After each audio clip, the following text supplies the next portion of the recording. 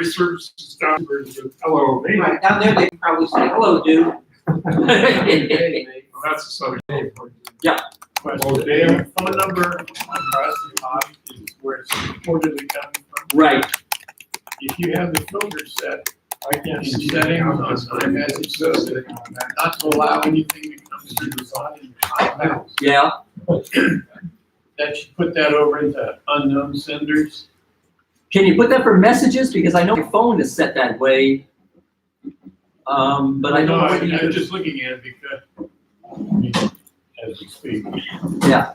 But I'm having a problem in terms of when that filter is set, it's still letting through messages from numbers that are not in my Right.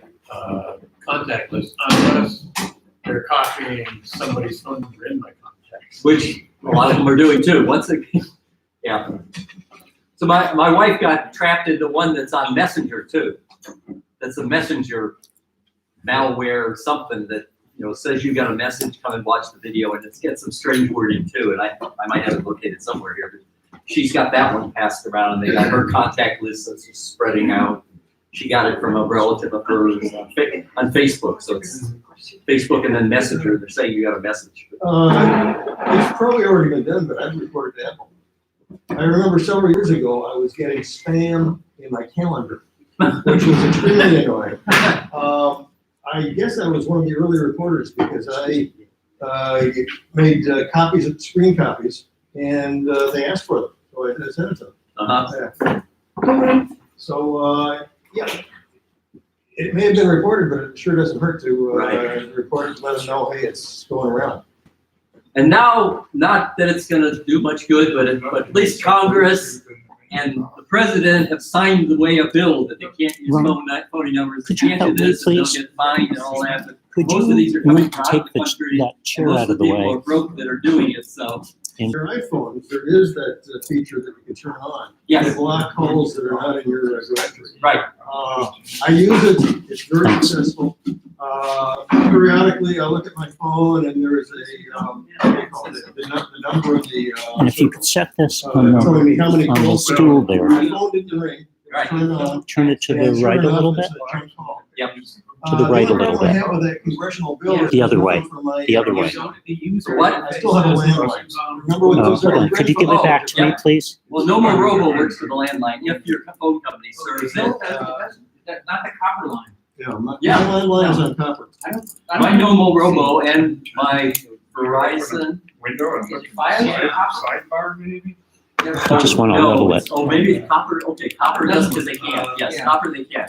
That's right. Okay. But that's also covered with the law too. But a lot of phone companies are filtering out That's bad calls, even that come through copper. Well, a lot of companies are killing the copper, so that's the long range trend. That too. The key thing that I pointed out about the setting, I have the same thing set to turn off any calls that aren't in my contacts. The key problem about that is if you do have a viable business that needs to call you, they have a key number. It might be in your contacts, but when they call out using a robocall to find the people in the list to maybe check appointments or something like that, they're using a different number than their key number. And I had that problem when I had to report a problem to Apple. Apple said they'd call me back, but I was blocking calls. So every time they called me on my phone, it would be blocking the Apple call and said they couldn't contact you. I reported that to Apple, so. There are two things going back to the message blocking people who aren't in your contacts.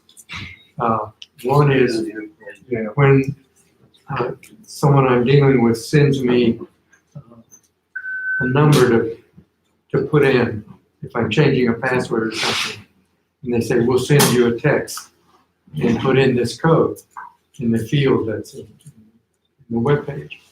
And if they're not in my book, and the other one is more and more, I'm getting texts confirming appointments.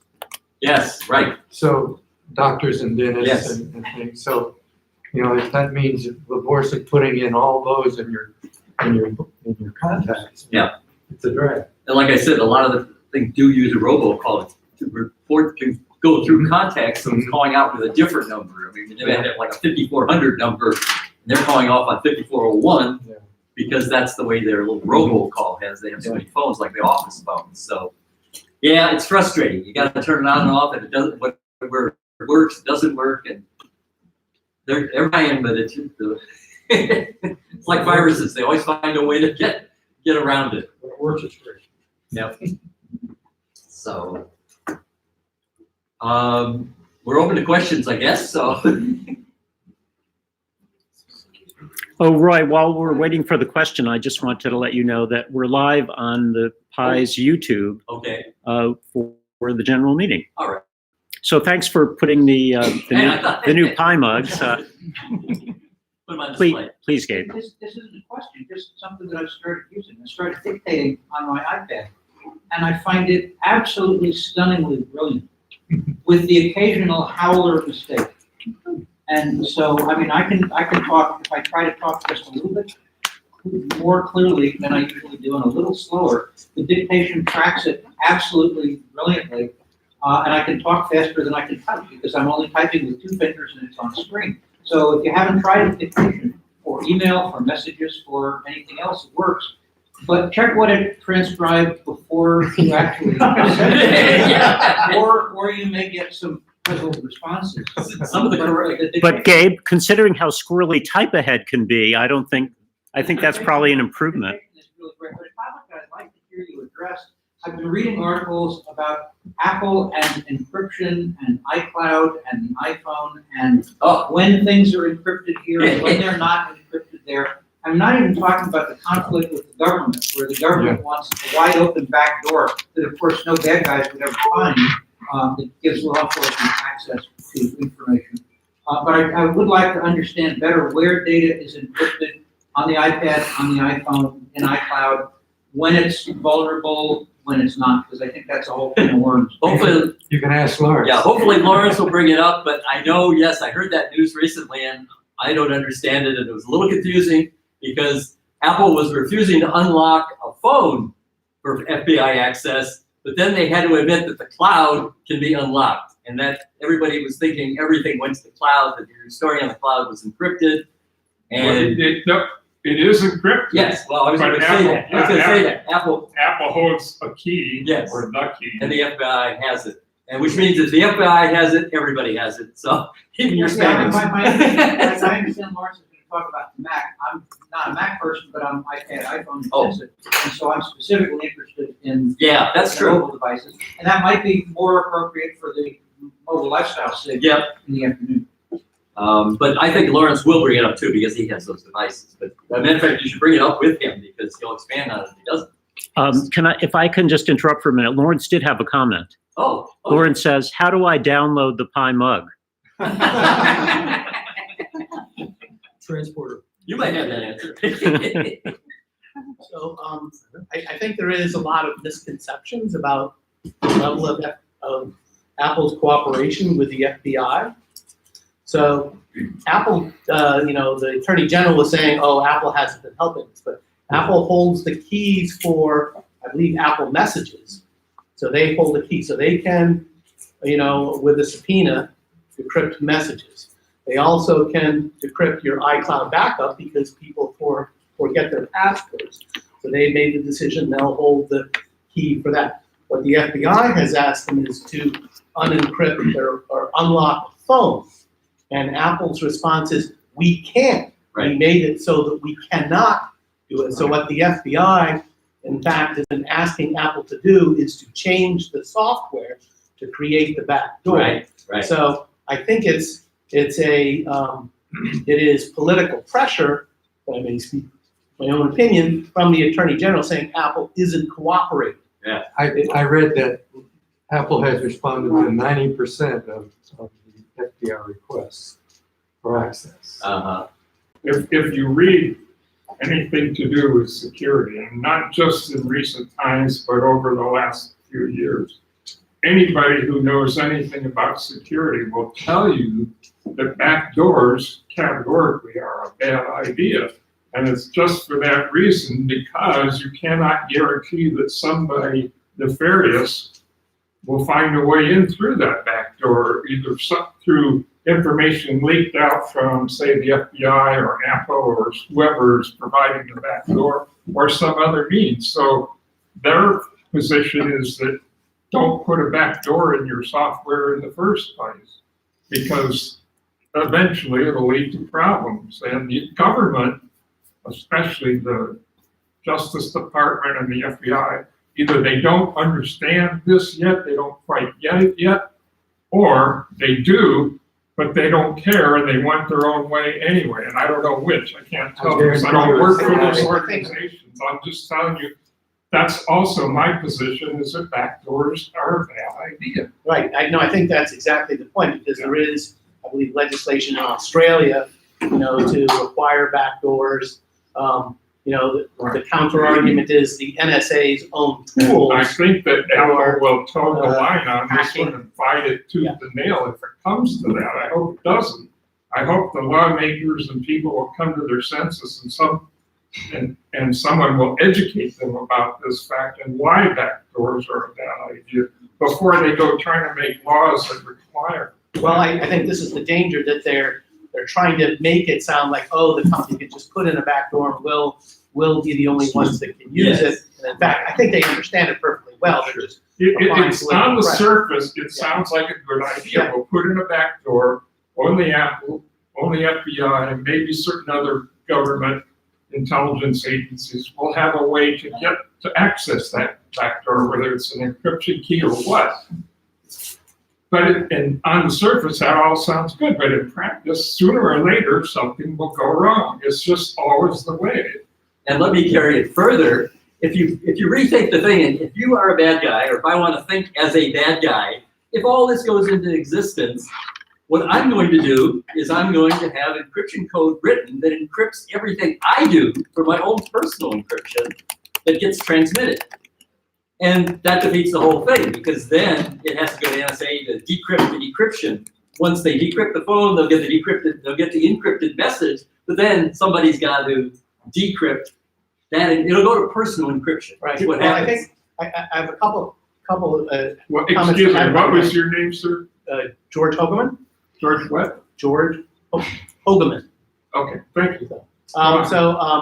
A couple of things. I think there is, if you want to play Edward Snowden, all right, you use Tor. It's even Tor can probably be tracked by state level, China, the U.S., Israel, Russia, can be cracked by high level security. I think most of us obviously don't plan on being Edward Snowden, so we're not at that level. We're trying to keep our accounts secure. And I think just one last thing, and then I'll give up the mic.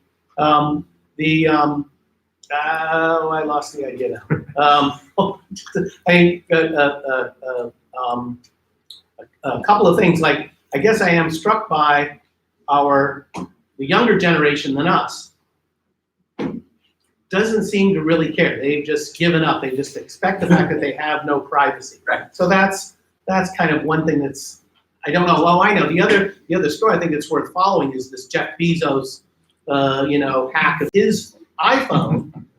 Supposedly, again, I don't think we have complete information. We may never get it, but he just got a WhatsApp purportedly from Mohammed bin Salman, and that enabled him to steal pictures of the woman he's now having the affair with. Are you sure it was an iPhone? I was thinking. Yeah. No, I thought Bezos had an Android. I understood he had it was an iPhone. Probably is both. Well, anyway. But there's no such thing as a completely unhackable system of any kind. Especially if you got notoriety and somebody wants you. They'll get you. What I would like to bring up briefly, and then we'll get back to the Q&A, is the fact that nobody ever talks about this, but we should be talking about it. How do we protect things with encryption? How does encryption work without going into a lot of technical details? And it can get pretty technical. It's basically scrambling information according to some mathematical process or algorithm in such a way that it's virtually impossible to unscramble it without the original key. Well, virtually, that's a euphemism for maybe you can do it, So here's the thing, right now, the best encryption is based on using large prime numbers, really big ones. And they've estimated that a computer could brute force such an encryption scheme but it would take a ridiculously long time. Well, that's based on current technology. Here's the thing. It doesn't sit still. We all know that processors get faster and faster. Now, are they going to catch up? Well, at some point they will probably, but is that going to be a year from now, 10 years from now, 1,000 years from now? Who can say, you know?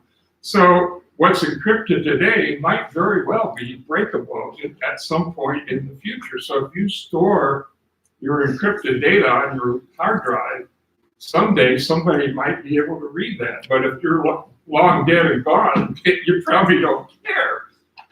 Bruce, A year or 5 years. Lawrence says Jeff Bezos was using an Android. That's what I thought too. Okay. Yeah, that's what I thought I read. But anyway, so, you know, it's a matter of degree, but yes, encryption, eventually, even the strongest encryption will probably be broken. The web wireless encryption was for a long time unbreakable, but for a lot longer time now, it's been broken. It's no longer And considered. that's the reason the younger generation doesn't care, because they just know that it's So inevitability. So let's go to the next question. Nobody should be using WEP anymore. We all know that. What WPA is the thing used. All right, go on. Okay, does somebody have a question? Any more? On a different subject. Yes. In the past few weeks, Jonathan talked about signing in for a meeting Yep. with a QR code. Right. I have no clue. I Oh. downloaded I think I just signed in for my iPhone. I'm not sure because I filled out the format. Yes, you did, Diane. Okay. But I do Oh. not have a clue how to sign in with the special QR code. Do I need to download Okay. the QR? I wish everybody on their devices would create an icon that did it automatically. That's all you need to do. On your mobile desktop, you can save a We'll have to- copy of we'll have the to post Safari that. link. We'll have to post that. To your Do that. homepage. If you can forget about the QR Wait a code, minute. use this method instead. Well, that's what I did, but my question is, the QR code, it only brings this up? Yes, Oh, that's for people who haven't saved it to their desktop. okay, It's not something additional you need to do. It's an alternate way to get there. Yeah. okay. So the question then is, how do I if I wanted to put this QR code on my devices? Okay, let me show you again. We're gonna have to post this on our groups thing, but you click on the little box with the arrow. I'm taking this website. One little box for the, yeah, where are you? Everybody knows the box with the arrow means send it somewhere, send this somewhere. That's called the share icon.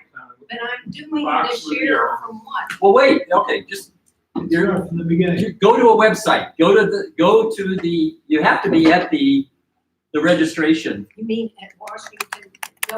Okay, I'll go back to it. I'll show you. See, here's my icon. I click on my icon. You want to go to where you attendance form. Wait, slower. Go back if you want to. Well, you have to go there. I used an icon. She doesn't have the icon. We're explaining. I don't know what the website is. Jonathan? No, I have the icon for signing in. Oh, okay. So just, I'm looking for Well, then you don't, that's all you need to use. Let's see URL. No, okay, but help me with QR code. Oh, don't bother with I it. have Why? red laser, I hear you, Oh, but how would I read the QR code that Jonathan? with your camera. But, yeah, your camera will find a QR code and it will say, do you want to go where the QR code? Diane, as a general matter, if you open up your camera on your phone and you point it at a QR code, Yes, the camera in the newer operating system will recognize it and open it in Safari, whatever the QR But code if you do it on opens. your phone, Doesn't it you ask don't you- need to do it on your Yes. phone because you can't bring up a QR code and look at it with your camera because you're on your phone. It's not- I mean, so currently, if I go to a QR code, with Yes. a box of cereal, Yes, use your camera. I don't need to use red laser that I used to use. No. That would read. The camera, I wish I had a QR code. Anybody got a QR code? Go. Just use your camera and it just calls up a message. It says, do you want to go to the website? Yeah, you want to go to the website. If you're gonna be looking at multiple QR codes, there's really a much faster way. you put it in, you put the QR code read. A faster way of using QR codes from your iPhone is to put the QR code reader in your control panel. The control panel, you scroll down. The one you pull down? The one you pull down. Right. Now, it's not in there by default. You have to go to the setting to add a new feature. Settings, like control panel and then. Settings, add. control, okay, go to settings. Then, are you on a phone or a? Yeah. Okay. Slide up to control. Go to control panel. Control center or maybe? It's control center. Control Oh, center. I think. Yep, control center. Okay. Control center, customize controls on the right. Go down to QR code reader and click on the plus sign. There you go. Now scroll up and you'll see that There it is. And now the QR is the lower right, the square with a QR code in the middle of it. And then, If you go to this QR code from your control center, now it saves a step. If you use the Yes. camera, I do some volunteer work where I use QR codes all the time. This way, right? And people aim the camera, the iPhone, QR code, and then press the shutter. And I said, "You're just taking a picture of the QR code." You have to go to the little message at the top of the screen that says, "I'll open this QR code in Safari." Yeah. If you use the yes, QR code from the control center, it does it all automatically. Alan, that's a great, that's if great, you- yeah. If you decide I'm not interested in this, you can cancel out of it and it automatically will allow you to scan a new QR code. It's much faster. You need to finish showing Diane how to save the icon to the desktop. Well, she has the icon. Does anybody else need to know how to create the icon? I, Jonathan, 2 or 3 Yeah, years so we- ago, Okay. put it on. I'd like to know. You'd like to know how to do it. I was somebody who needs some. Okay, I'm gonna use this one because this is relevant to George Mason. This is an event I'm gonna promote. This is Off the Wall, coming up February 22nd. It's a tech thing where they're gonna show computer graphics things and tech things. And it's $30 a person and includes a lot of beer, food, wine, distilleries, and a lot of George Mason students. Big event. But say I wanna create an icon for it. I click on the little box. You have me at beer. The little box with the arrow, which is the share code. Yeah. Yeah, that box with the. It means you got F20 something, you want to bring share something. button. Okay, so it shows me a bunch of stuff here. Now I'm going to scroll over here and find it again. Oh, there we go. Add, let's see, add bookmark. No, it's add to home screen. Add to home screen. Oh, there we go. It's right on top there. See it? I moved to the top. It's at the top of the screen. Yeah, see, you got to scroll up to it. There we go. So you add the home screen, you click, you touch that, shows it. If you want to, And then you have to click add. What But you can before you change, add- you can change the name of it to be something you recognize. see, I'm going to shorten it to just off the wall. And then click add. Then you click add, and there it is. That, That little icon at the bottom of the screen. On the right. Last icon. if you don't want it on that screen, you can move to a different one, just like, Right. So if I want to go there, I just click on it. or if you want to move it to one of your other screens, press and hold till you get the jiggling icons and then drag it to a different screen. Well, no, you don't get the jiggling icons any longer. You now get edit home screen. All right. No, Okay, I'm old, so you're right. You got it. After you hit edit home screen, then they jiggle. Yes, edit home screen. And then it takes a while for the one you selected to actually pop up with an X, but then you can move it around. And then you can click and drag it to where you want it, including on a different screen if you want it on And another. if you're on a new phone that uses facial recognition, you have to click done. If you have one that has a button, you just click the button and it restores A everything. question on this.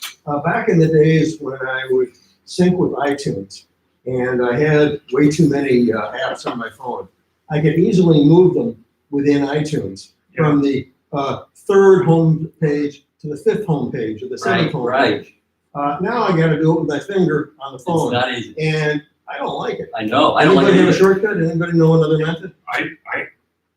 All I know is you're not alone. There are a lot of us who use that and are upset that Apple removed it and they didn't provide an alternative to my knowledge.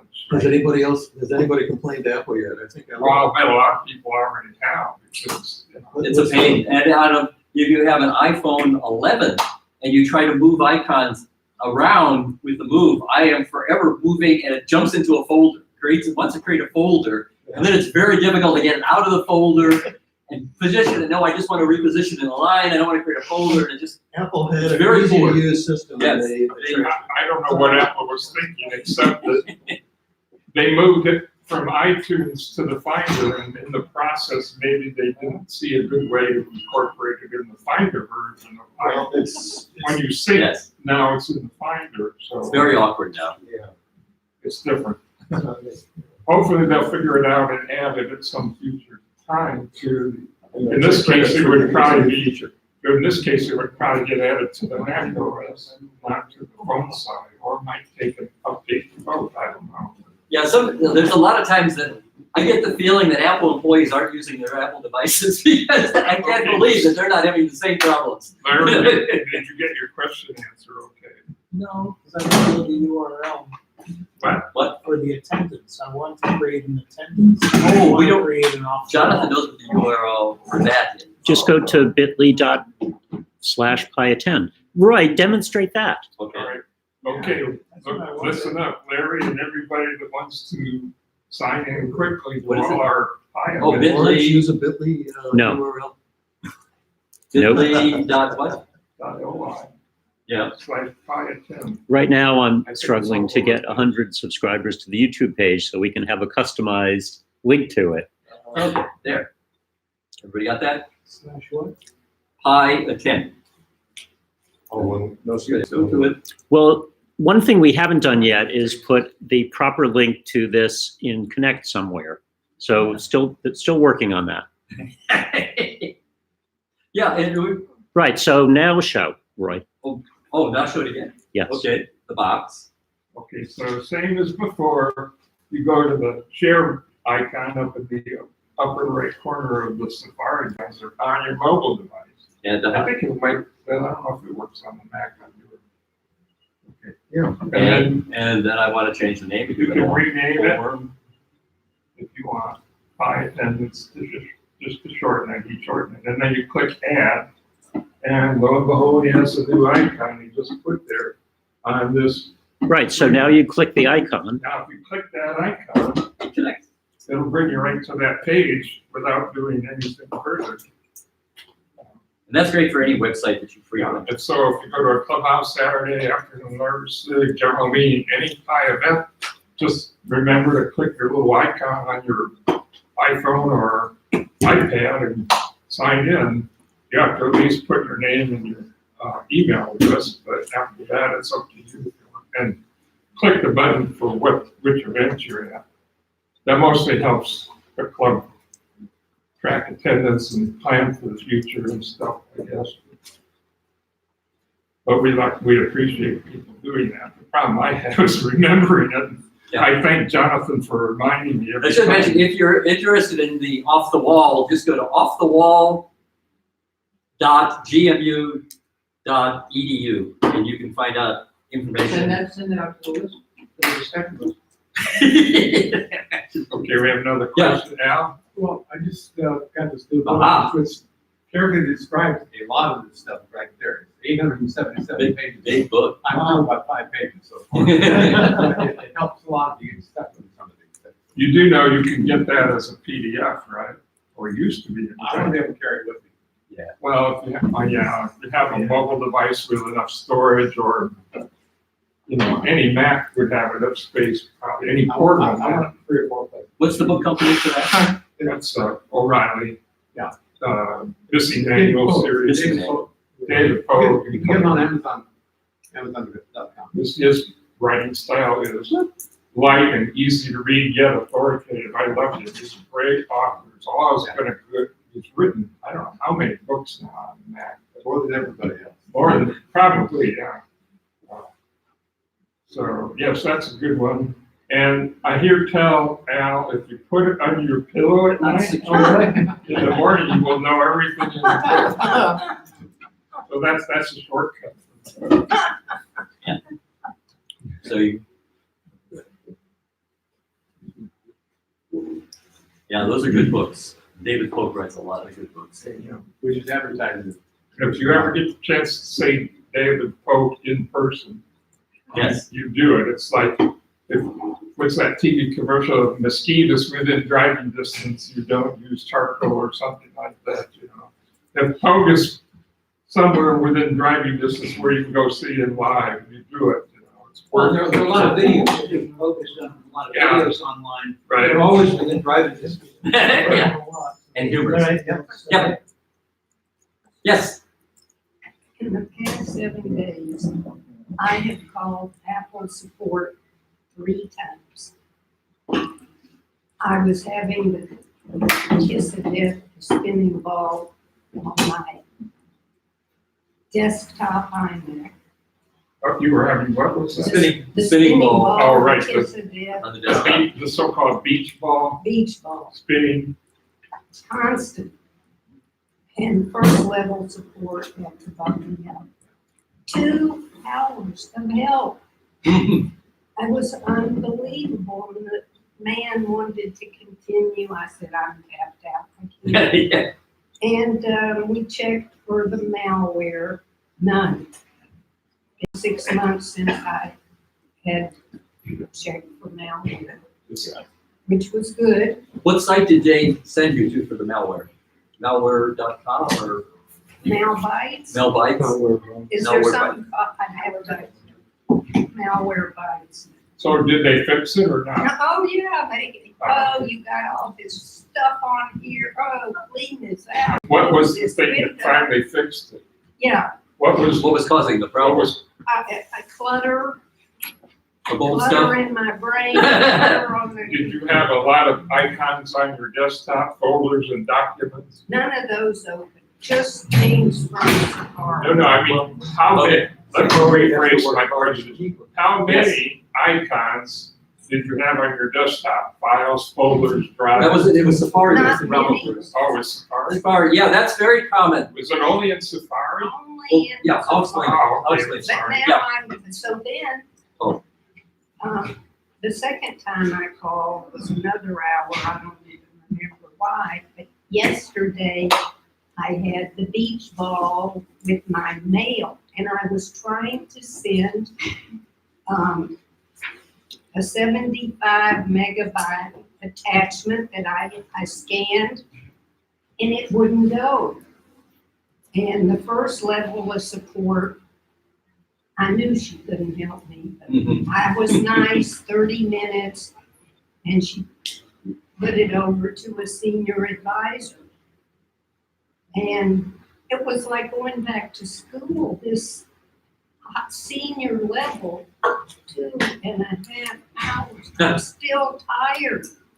All my mail and too many accounts and this and that and delete 50,000 emails. It was painful, but, and he said, I said, let me say goodnight, you should help someone else. And he said, I'm here to help you, that's what I'm paid for. Yeah. And I said, but I need a rest. Yeah, Apple support is very helpful. They have changed their policy. Yes. He explained it and he put me down to call back in 3 weeks, but you can't reconnect to the same people. They're Right. not giving out their phone. Sometimes they will numbers call you anymore. back. Yeah. I've worked with them and they say, we'll call you back in 2 days and see how things are. Yeah. But it's incredible. So I Yeah. had 7 or more hours of private tutoring. Yeah. Why would anyone purchase a different? Right. I mean, and the support is worth the price. They don't know that, you know. How Yeah. is so much, so how, I mean, how does Apple have, oh, that's, Well, they just, have the that, money to pay for oh, this? they've got the money. Not a worry. Believe And, me, they're making enough money off the hardware that they will.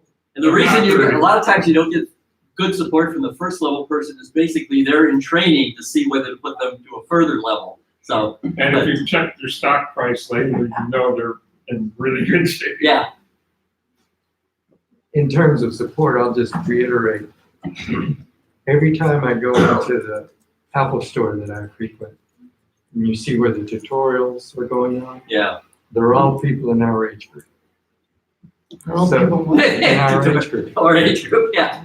20 to 25. Prime candidates for the pie. Yeah. But, so people are looking for help. I was gonna mention on the Safari thing, on my desktop, I always have activity monitor running. And I always look at that for either CPU or memory. And that is a clue right there. And what happens on a desktop is different from the pads and the phones. Is if you're at a website and you have several tabs open, some of them might be like a news site, some of them might be like a movie site, or some of them are just repeating videos. That's all eating into your time. That's all taking away from your usable CPU and your usable memory. I've gone back to seeing how much memory is in use, and I've seen, gigabytes of memory from websites. Yeah. Just eating up. And the same thing you'll see for CPU. A CPU may be eating up, or you can find what is eating up your CPU. You can sort those activities to pick the maximum ones. So if you have a desktop, always turn on your activity monitor. If you don't know how to turn it on, just hit the command button and the space bar and start typing activity, and it'll come up activity monitor and start it. I always start that and have that running on my desktop all the time so I can monitor what might be causing a problem. And also, if a program doesn't quit or only partially quits, it'll be in red on that list. And you can try to quit it because it's got a quit button, or you can force quit it, really quit it. It just doesn't go away. So. Before we get to Diane, is your computer working okay now? Yes. They finally worked through all of this different. Things are good. Okay. I've been given 30 hours of homework. So you were just not really asking a question, just remarking on their level of support. I guess my good. question was really, I wasn't sure if there was- boggles my mind I'm not. how good the support is. I wasn't sure if there was a question in there somewhere and I missed it. Okay, Diana. You triggered a memory or something. I think this will be the last question. Last question. I have to use my old laptop, which is 2009 model, it's still running El Capitan, because that's as far as you can go. I use it a lot. I use it mostly through the internet and for the journal that I keep. But every once in a while, I do, when I'm on the internet, get to a website that I need, and it tells me I can't open something because I need Flash. I have Flash. Throw it And it says away. it's the latest. Throw it away. Don't, yeah, But, well, I can't. If I'm stuck and I can't get what I need, I have to have it. There they go. But then it tells me that I don't have it, or that it acts yeah, like I they don't updated have it. it, and And I do, and it's the latest Oh. version. You know, so Safari- why is it stuck? Safari is gonna stop yes, supporting. Apple has announced they're gonna. Well, maybe so, but, you know, Yeah, The other download possibility Chrome. is, Use Chrome and use Chrome. Yeah, Diana, the other possibility is, it's just possible that it's a bogus message. In other words, yeah. Yes. no, It's it's a a- legitimate website, you know, it has a picture, and it requires Flash. Sometimes CNN does that. Well, Chrome is the best answer because they have their own version of Flash that's well, protected. if you want to test it for sure, use a mobile device like an iPad or an iPhone. If you can get there on the mobile device, then you should be able to get there on a desktop Mac too. Why? Because no Apple mobile device ever made has ever had Flash and never will. Right. So if it works there should be. And the follow-up is report the website. Just send a contact us message to that website saying you should not be using Flash any longer. Now, You know, I'm It- just wondering it's worth why I saying- get that contradictory message. Yeah, that I it's don't worth- have it when I do. it's worth mentioning that when Sounds you like go to any spam. website, Yeah, that sounds like a spam. they can tell what browser and even what operating system you're using. They can tell if you're on an iPhone or an iPad or a Mac or something else like Windows. Check your browser So, settings for what to do for Flash, because sometimes the browser, to protect you, won't automatically run Flash even if a website requires it. You have to say, Mother, may I? Yes, you can, For a Yeah, specific but I've done website. that in some cases, you know, I've done that, but it still seems to be contradictory. It's acting like the program isn't there or isn't up to date when it really is. Call Apple support and No. they'll screen share with you and help you. They'll I hate answer to your bother them with a questions. question about Flash, which they hate anyway. Call Adobe. Yeah. Call Adobe, see how responsive they are. Just a quick one on calling Apple. Years ago, if you called Apple, they want to know, when did you purchase it, what's the serial number? Are they still doing that, or are they Yes. giving gratuitous help for everything? I think they still want to know. Because the backup was that you could always go in and talk to the genius, and you didn't need to be under warranty to talk to the genius.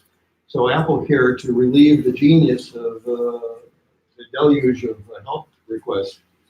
I read that they were starting to help everybody without Apple Care or Since 3 years ago, all you gotta do is call.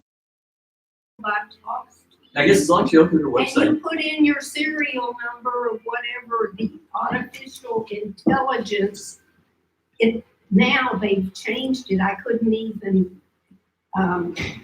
state my serial number for my desktop iMac, and it threw me into the queue and somebody came on in 60 seconds.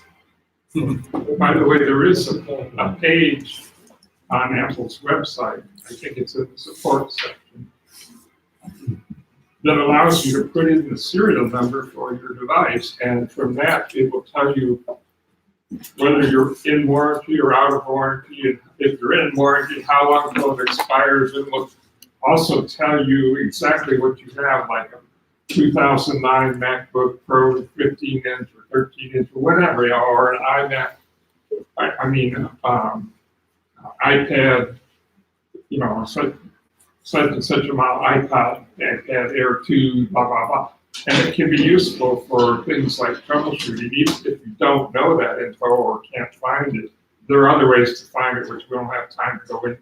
But I just wanted you to know, you could probably go on there, go to support.apple.com and click in the search box and type in something, find that. But there's no charge. Right. And there's no I mean, charge it's for a that. 2011 Just iMac, looking I at the couldn't serial buy number. any more insurance on it. They'll help you with anything.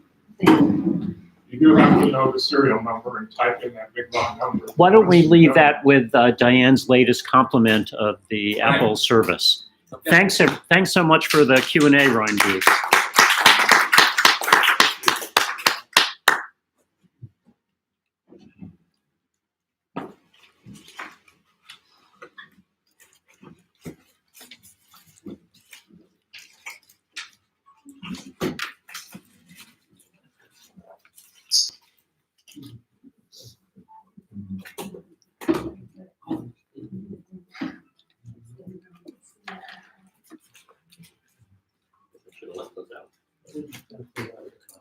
Yes.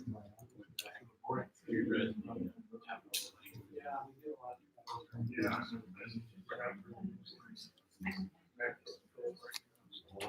I'll just leave it here till So folks, while they're sorting stuff out, these are the things that I want to quickly talk about, the February schedule and going forward. Check up on the new Pi email, the new Pi mugs, missing old Pi journals. And how many people have signed into the Pi check-in already? Okay, it looks like most everybody, but please everybody sign in because we'll do 2 raffles today. What I haven't decided is whether I'll raffle off 2 of the handsome new Pi mugs or one of them and a Pi gift card. But you can't participate if you haven't signed in. So, mugs available for purchase. What? I'm working on that. I used a website called Zazzle to make these, and I think there's a link I can send out to people so you guys can go in just to sort of buy it yourself.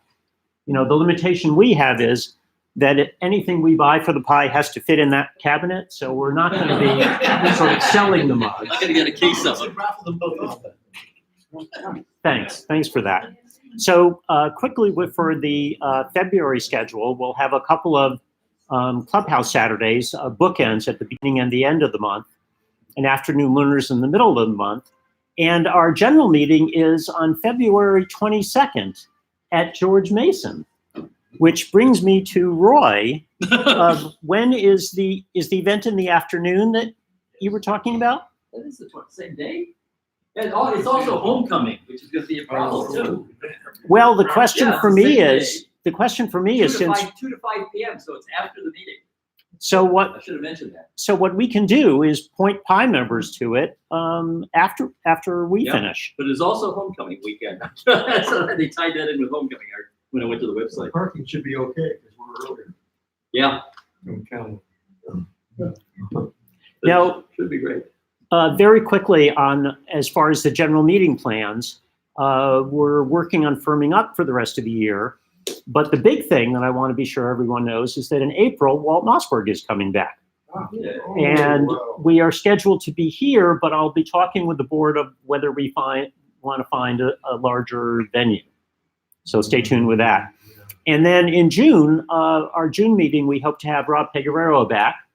He's been going to a lot of conferences, so this is the glam meeting. This is the Pi meeting where Rob brings all of his stuff that he's collected. And Dale loves to take pictures of the way Pi members react to that. The other point is that how many people went to the George Mason VR XR lab? Okay, so everybody who didn't go to that, go to member services on the Pi page and watch the video podcast of that, because it was a fantastic meeting. And I really want to compliment Dante and Dale for the job they did getting the video of that and making the video, the podcast, just a terrific thing. Well, so from video podcasts, when we left that meeting, McLean was very interested in making this a periodic visit for the Pi. And so Larry and I will be contacting him to see how we can arrange a meeting later in the year. I wanted quickly to ask Gabe to get up to talk about what's upcoming at the Patox user group. Sure, Gabe? thanks, thank you, John. Same as Pi, had Gabe? actually a couple of different meetings.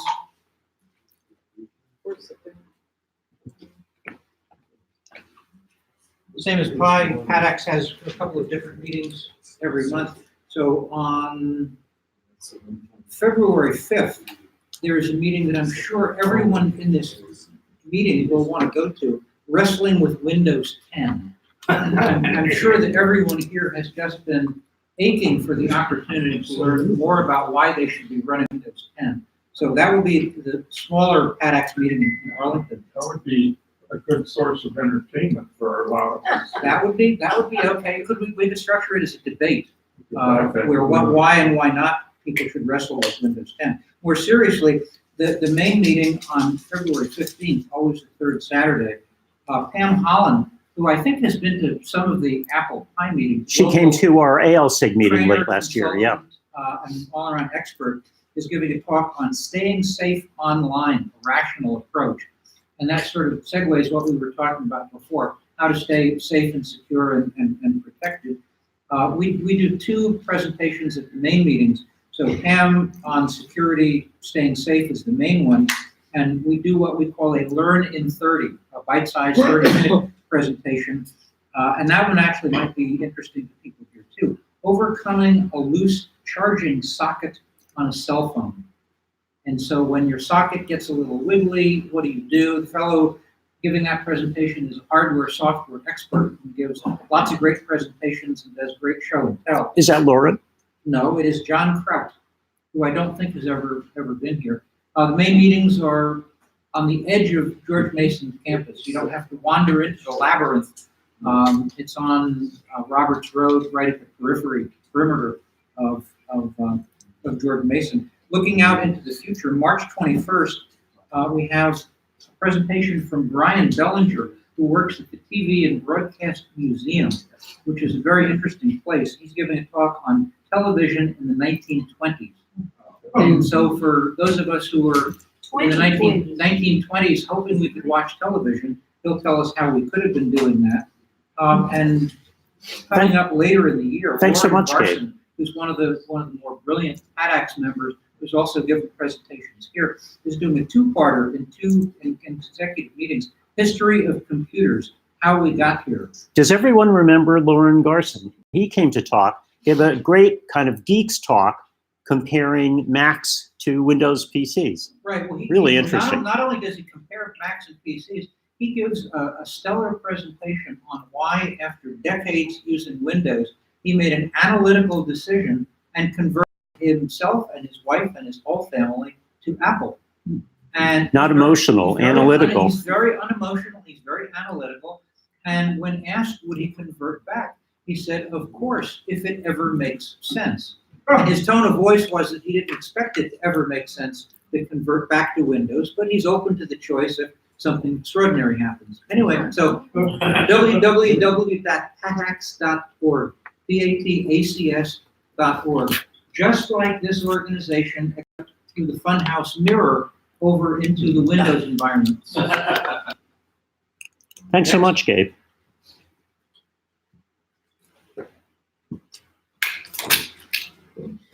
Should be down the rabbit hole. Or it did swamp, however you want to describe it. So very quickly, I wanted to move on to the Apple Pie at groups.io. So who is already subscribed to groups.io? Ah, this is good to bring up. Ask who is not.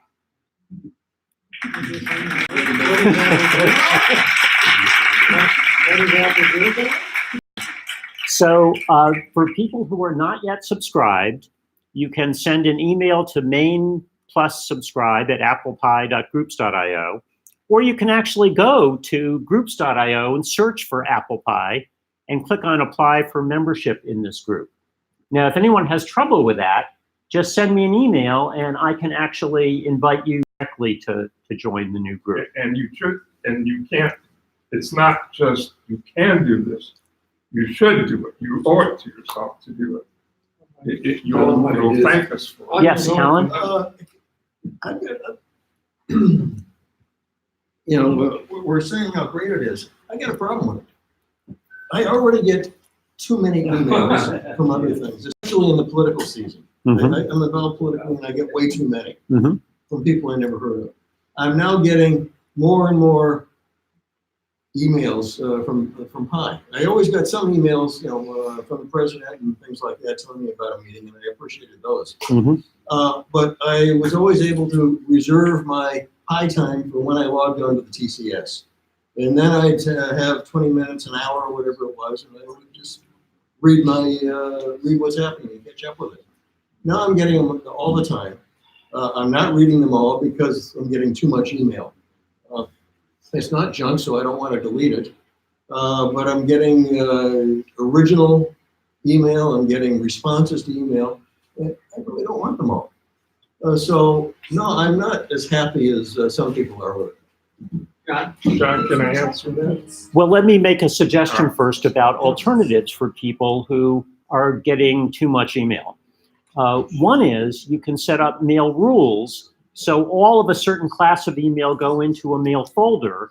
And I first learned about this when our daughter went to a high school with a PTSA that generated 100 emails a day.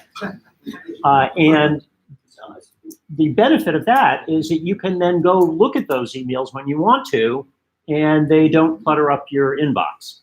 Another choice that anyone has that we have purposely not disabled in groups.io is that you can, if you set up an account at groups.io, you can read the Pi emails online, and you can select a setting so you don't get any of the emails, but instead you can read them by logging in. Now, Bruce, did you want to add something to that? You basically set up rules, right? Which was what I was going to suggest. You should know that. Here, Bruce. John basically mentioned setting up rules. I just wanted to add some email programs or services call them filters, but rules and filters are two different names for the same thing. Depends on what email program or service you're using. But in a rule or a filter, you can send all of these to one folder, or you can even have multiple folders and send different categories to different ones. That's why in the heading, it'll say something like left angle bracket board or pi board, right angle bracket, and then the subject line, in the subject line, I should say. And, or you could just put them all in one folder, call it pi or something. And if you do that, your inbox, you know, all that stuff won't go in your inbox. That's the good news. The bad news is now you have to remember to periodically go in and look at that folder or you'll never see any of them. But at least if you remember to look at it, like Alan, apparently you were in the habit of logging into the TCS periodically and checking.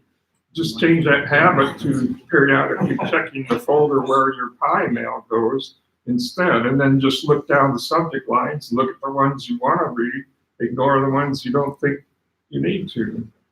I think Gabe wanted to add to that. One other thing you can do with groups, you can send the email to digest. So instead of getting each note individually, you get a bundle of notes that you can see all of the topics in, and you can very quickly decide what you want to read and what you don't want to read. So there are lots of flexibility. I believe you can set it to daily, weekly, other choices. Would somebody send out instructions for all of these options that we have with us? Do you mean to that email address? Yes. I'll read it because I. Certainly, Alan. Yes, we will do that. Well, one question on that. Yes. One of the deficiencies in the TCS was no option for attachments, no Right. photographs, Right. especially. Can we have is this standard email? Can we have attachments in there? Yes. Yeah. So we can send photographs to people. Yes. Okay, that to me is a big plus. Yeah. If somebody would send out instructions about these options we have, looking at it online, and whatever all these other Sure. folks mentioned, I'll explore them. Thanks, Alan. And if, Bruce, can we? let me just close out this discussion. Yeah. If you're having trouble setting up filters or rules, do that.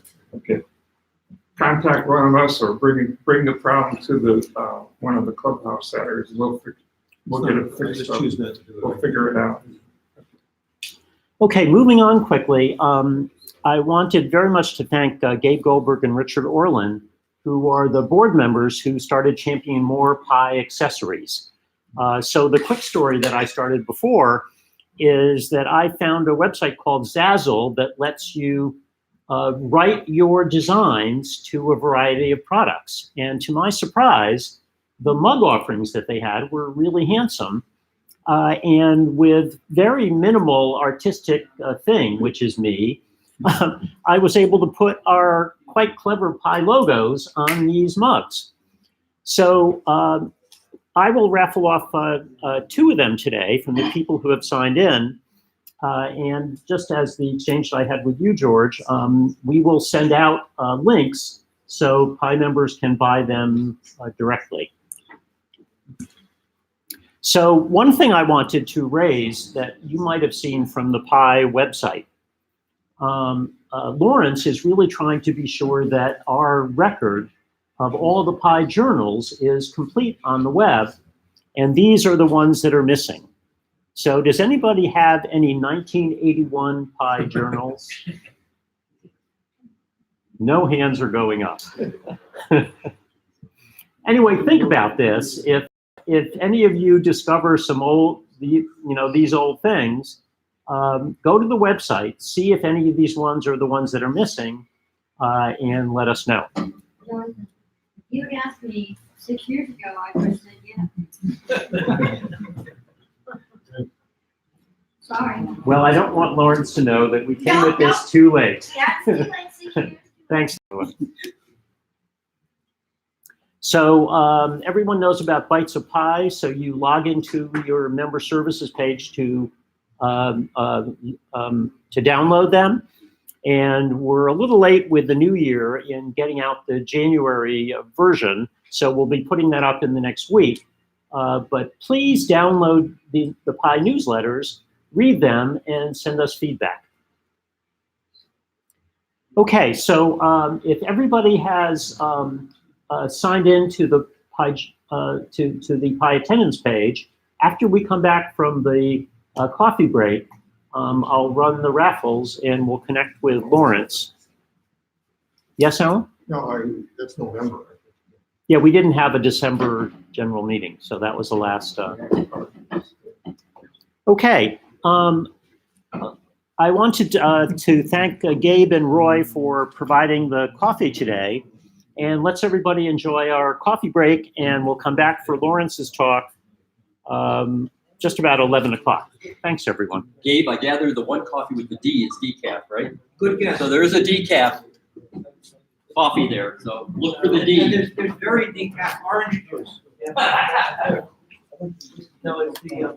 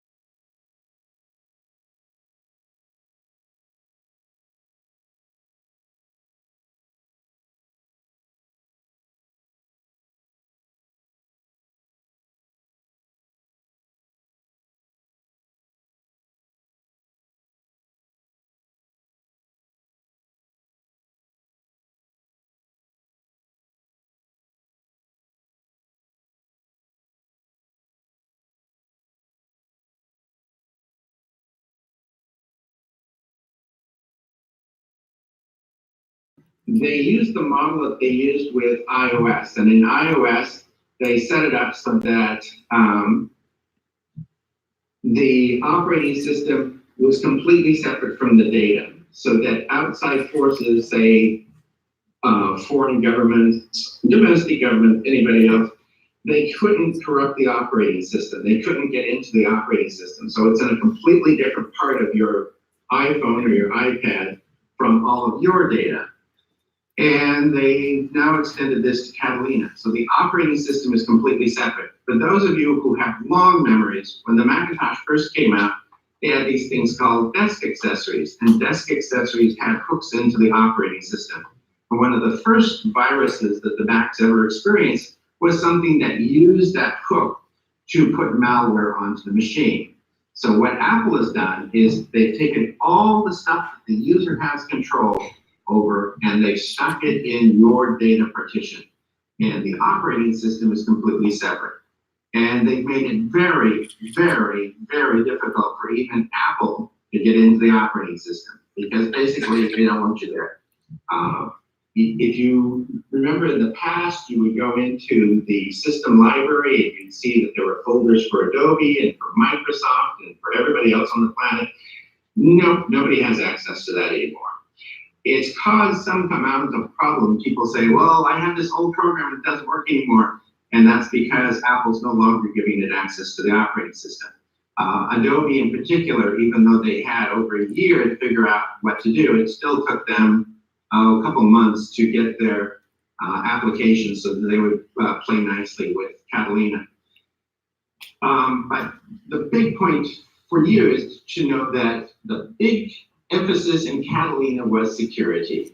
By separating the operating system from the user data, by vastly restricting what can talk to the operating system, they've made it much more secure. And if you have a newer machine, a machine that has a T2 chip, everything that comes onto the screen, everything that comes from the keyboard or from the mouse, everything that comes from the network, everything that talks to the disk drive has to go through the T2 chip. And the T2 chip is extremely paranoid. There are just lots of things it just doesn't allow anymore. So that's the basic operating system with Catalina. But what I want to talk about most today are things that you can do above and beyond that basic, what it does out of the box, what you can do to make Catalina more secure. A lot of the things that I'm talking about, actually most of the things I'm going to be talking about, also apply to Mojave in earlier versions of the operating system. So I'm going to mostly show my desktop. I'm going to be talking about things that you can change to make your machine more secure.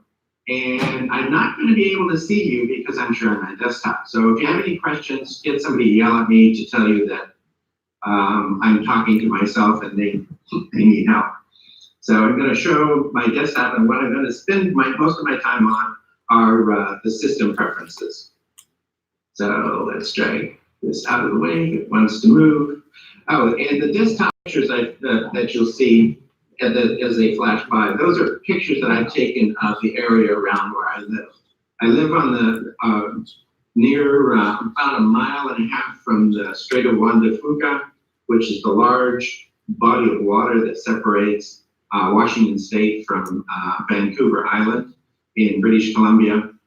And the county that I'm in is about 1/4 of the size of Maryland, and it has about 70,000 people. So there are 7,500-foot mountains about 4 miles to the south, and 1.5 miles from here is sea level because of the Strait of Juan de Fuca. So that gives you kind of an idea of where I live.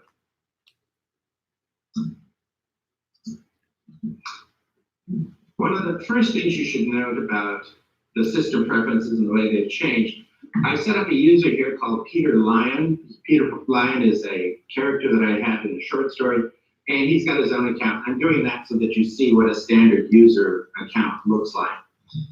I'm going to show you the users and groups. The way you should set up Catalina or Mojave, it should not be an admin account. On this box, you'll see that there's one admin account called L Charters, The one I use all the time is here called Lawrence. And then there's another one for Sunland because I'm an officer in a nonprofit, and that's the one I use for doing that. But you'll notice all of these, except for the admin account, are admin, and the ones I use are all standard accounts. Why do I do this? I do this because I feel like Jeff Bezos and automatically give access to my Android by clicking on a piece of malware. If you are a standard user, you cannot make administrative changes to the operating system. It just won't allow you. So if you're a standard user, if you accidentally click on a piece of malware, it might affect the things that you're doing right that second, but it can't take over the entire machine. And under Catalina, it's even difficult to get anywhere at all, but I'm saying it's even less difficult if you're a standard user. So the first thing you do is that if you already have your machine set up so that you're constantly using the admin account, set up a second account, make that the admin account, and demote your regular account to a standard user. Lawrence, Yes. may I interrupt for a moment? Yes.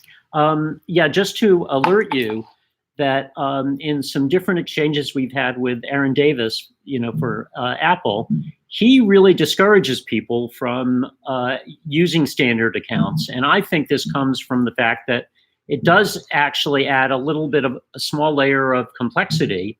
This is something, I think I took your advice about this some time ago because that's what I've always been doing. But I think in the newer operating system, they are discouraging people from doing this, I think because they just don't want to have to troubleshoot that. I also wanted to quickly add for you to come back to iCloud encryption at some point during your talk, Lawrence.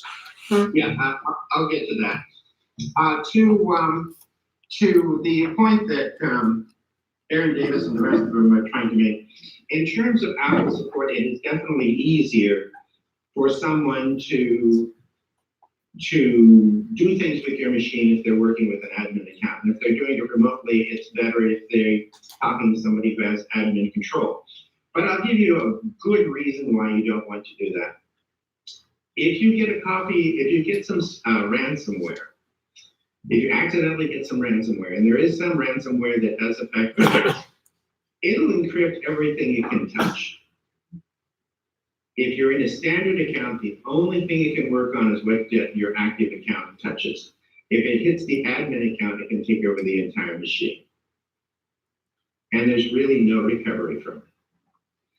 So I understand that from a support perspective, they might want you to have an admin account if they're talking to you remotely and you're going to talk to the Apple Store and so on and so forth. That might be a good idea, but I would still encourage you to do everything from a standard account. In other words, I'm not disagreeing with Aaron. I'm just saying that there are some severe limitations to how much.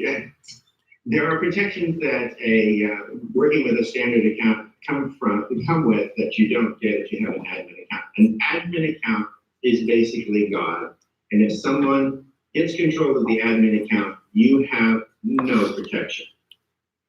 Whereas if they get a hold of your standard account, what they can do is in a small box, they really can't get out of it. So that's why that was the very first thing that I told you is that I recommend a standard account. I don't change that point of view. I understand what Aaron's saying. I still stick with that you want to have a standard account. And you control that for users and groups. If you're working with an admin account now, and most of you are, leave that alone, create an admin account, and from that admin account, demote the standard account demote your account that you use every day to a standard account, and you probably won't notice the difference. The one thing you do have to remember is that you have to remember the password to the admin account. So don't write that down on the wall on the sticky, but do make sure that you know where it is. And that's also a good reason why you should have something like 1Password. If you have a choice, you'll notice that 1Password, you have to buy it for Mac, and you have to buy it separately for iOS. If you have to buy it for one thing, I would recommend that you buy it for iOS, because having your passwords on your phone is much more convenient than having them on your desktop. If you have them on the phone, they'll work anywhere. You can put in your credit card numbers, you can put in your PIN numbers for various accounts, you can put all kinds of things in one password. And having it on your phone is very convenient because your phone's with you all the time. So if you have to buy it and put it on one place, I would put it on your phone and put everything in there that you want to protect. But anyway, the first thing you'll notice is that in the new iOS, the control of iCloud is up at the top. So if you want to know what your Apple ID is doing or what iCloud is doing, that's right up at the top. And the second thing is that look at the users and groups and make sure that everybody that is working day to day has a standard account. The other thing to note, I'm going back here, if you have someone that wants to borrow your machine, do not use the guest account. I've turned off the guest account. And the reason for that is that the guest account ends up with a whole bunch of stuff in it and you have no idea what people are doing. If somebody wants to use your machine, create a standard account for them and have them use it. And then when they're no longer using it, say you have a guest weekend or your nephew's there for the summer or something like that, when they're no longer using it, delete it. It's an easier way to know who's using your machine if you give them an explicit account. But it should always be a standard account. Don't do like a lot of people. I'll give you an example of why you don't want to share your account with anyone else, including your spouse. I'm an officer in a nonprofit, and one of our directors shares his account with his wife. And his wife will get messages saying that, you know, her gardening group, or she's a philosopher, she's a PhD type philosopher, her philosophy group is meeting and so on and so forth. He deletes them, which means she doesn't get those messages. He deletes them off of his phone because they're annoying him. But in deleting them, because they have a shared account, it also deletes it off of her phone. So don't share accounts with anyone, including your spouse. If somebody wants to use your machine, make sure that they have their own account. The next thing I want to talk about is the security and privacy tab, which might take a time to overpower. It came up fairly quickly today. Sometimes it gets a little bit antsy here. The security and privacy account, you'll notice that it comes up locked. It should be locked all the time. One of the first things you'll want to do is say require a password after the screen goes to sleep. I set it at 5 minutes. The reason why is that if I wander away from the screen for 5 minutes, it'll not only start the screensaver, but it locks the machine. Why do I do this? If one of the ways that people compromise machine is somebody walks away from your machine, somebody else sits down at your machine and does something, such as create an account for themselves. And this slows that down because you at least have 5 minutes to vulnerability. You can set it to 5 seconds, but I guarantee that if you stop typing after 5 seconds, your machine goes to sleep and locks you out. It'll probably annoy you. So I strongly recommend that you check this box. Below that, you can't see it because it's dimmed. It says, show a message on the screen when it's locked. You don't have to do that, but it's fun.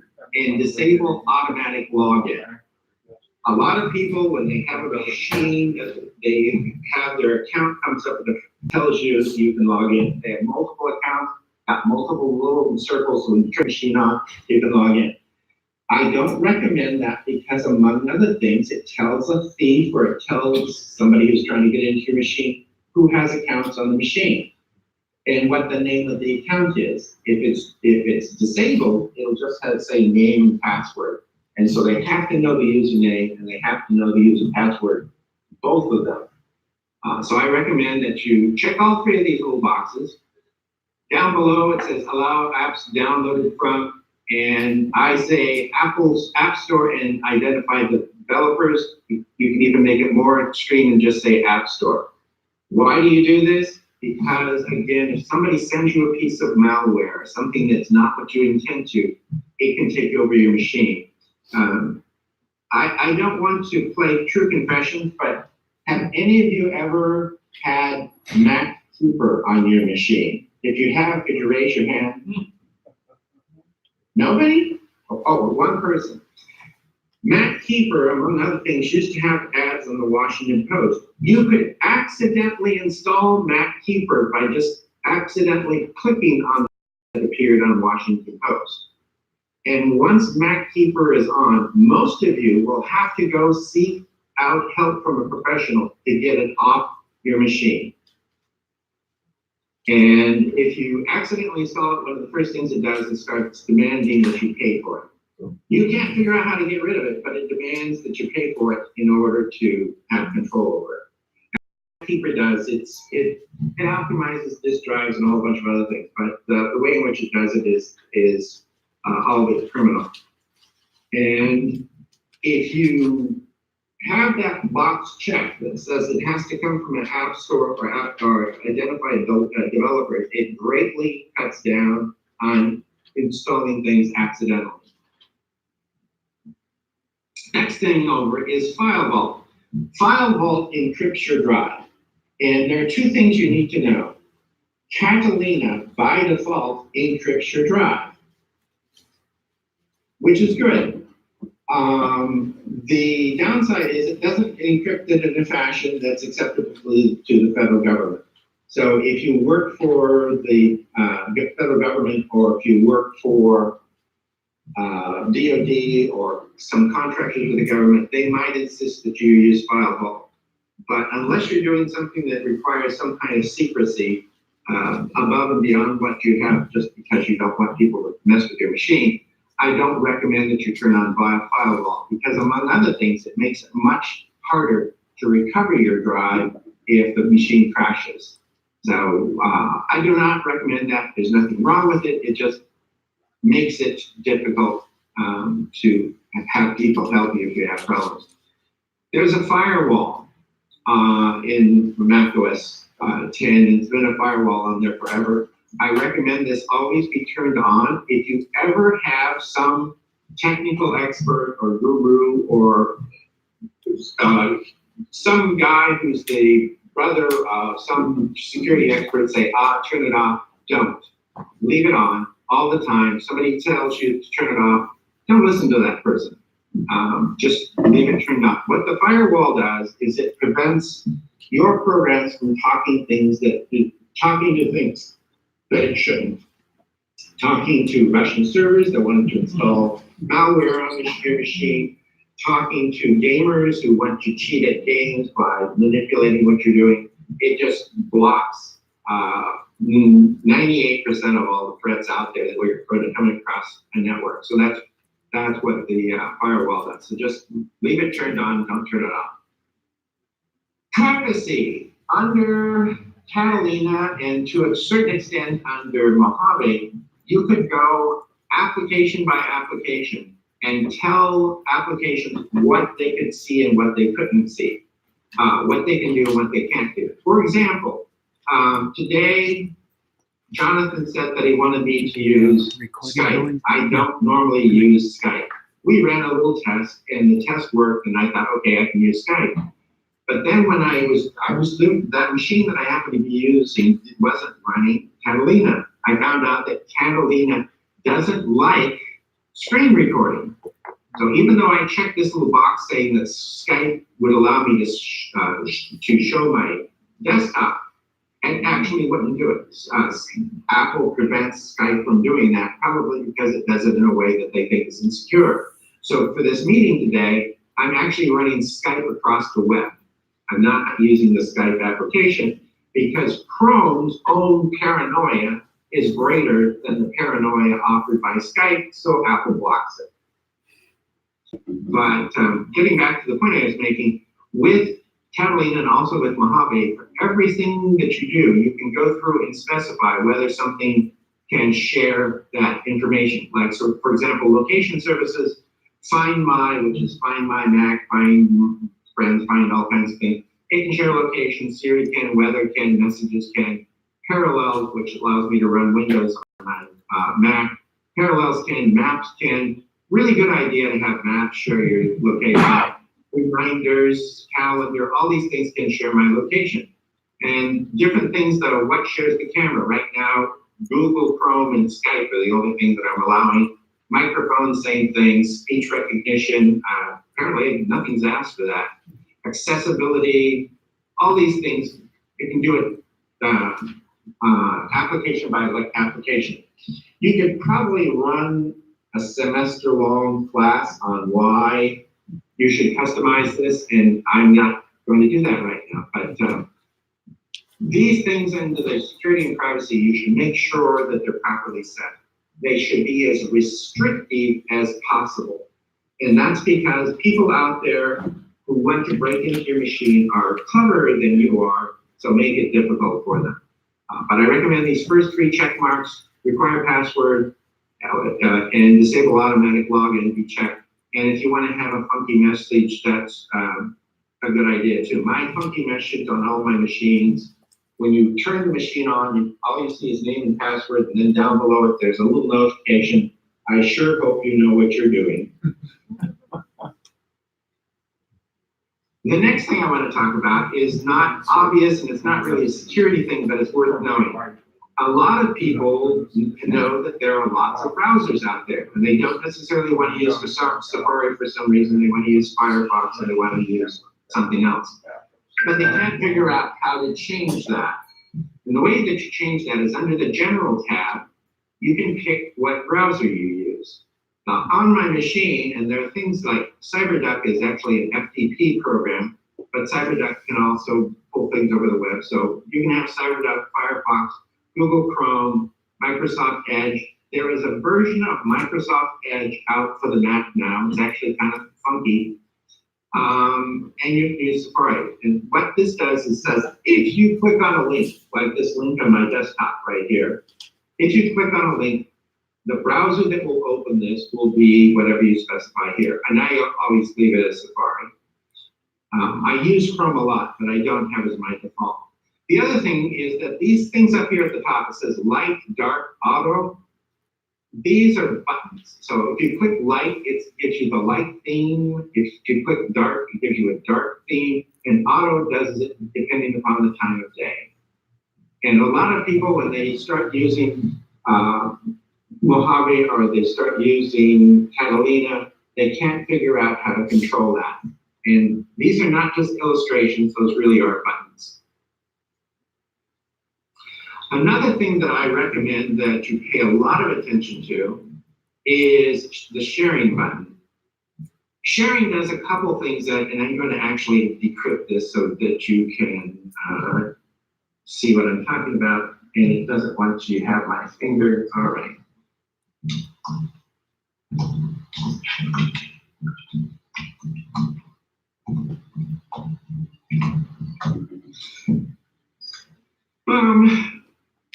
When you first set up your machine, say you have a MacBook Air, when you log into the machine, it automatically gives the computer a name. And if you don't change it, it'll say Lawrence's Blade Runner. It'll say Lawrence's MacBook Air. There's a problem with having it tell it to automatically name your machine, whatever your first name is and whatever the machine is. So if you have an iMac, it's going to say Lawrence's iMac or whatever it's going to be. A couple of problems. Say you're in a coffee shop and you join the Wi-Fi. When you join the Wi-Fi, it broadcasts that name over the network, and it tells people two things. One is that the person sitting over there with the MacBook Pro or the MacBook Air, he's got a MacBook Pro in that person. And the second thing it does is it tells you your name. It tells the people the name. So people can actually see that you're the only person there with a Mac and a pop, and they say, "Hi, Lawrence," which is definitely kind of creepy. So the first thing that I do is I always go back and I give my machines a unique name that has nothing to do with me.